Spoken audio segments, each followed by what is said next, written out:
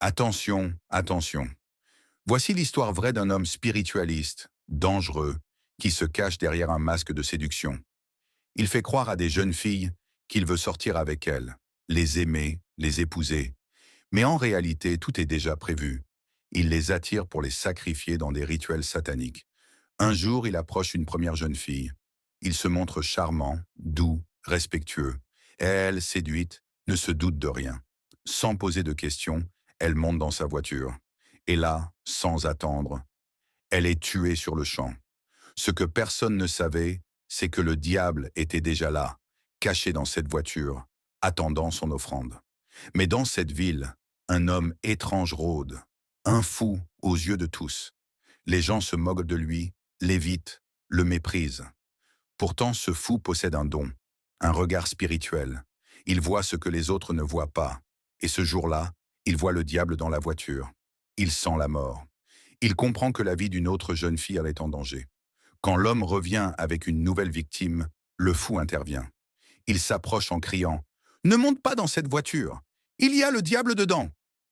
La fille le regarde, surprise, puis agacée. Elle ne le prend pas au sérieux. Il insiste. Il arrache sa perruque, lui écrit même un mot pour la prévenir. Mais elle le repousse violemment. Un fou comme toi, tu crois savoir qui il est? Tu crois pouvoir me dire quoi faire? Le fou recule mais reste là silencieux. Son regard est grave. La jeune fille commence à hésiter. Quelque chose en elle vacille. Finalement, elle refuse de monter. L'homme repart, frustré. Plus tard, il revient à la charge. Il lui sourit, essaie de la convaincre à nouveau. Elle lui demande alors « Où est ma sœur ?» Il répond avec calme. Elle est déjà dans la voiture. Viens, monte, tu la verras. Mais elle insiste. Je veux la voir dehors d'abord. L'homme commence à perdre patience. Il tente une nouvelle approche. Écoute, je veux t'épouser. Monte avec moi. C'est à ce moment-là que le fou revient. Il court haletant et crie à nouveau. Ne monte pas, tu ne reviendras pas vivante. Puis il disparaît dans la foule. L'homme, voyant que rien ne marche, sort alors une liasse de billets. Une grosse somme.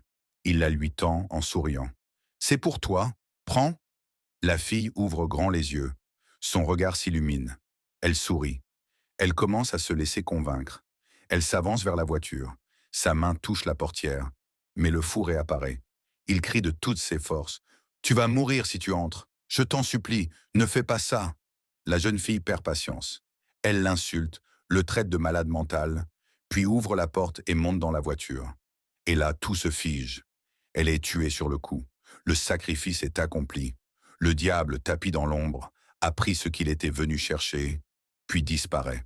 Il y a des forces dans ce monde que nous ne comprenons pas, des présences invisibles. Et parfois, ceux que l'on croit fous sont ceux qui voient le plus clair. Restez prudents, restez éveillés, et abonnez-vous à Ricardos TV pour d'autres histoires vraies qui ouvrent les yeux sur l'invisible.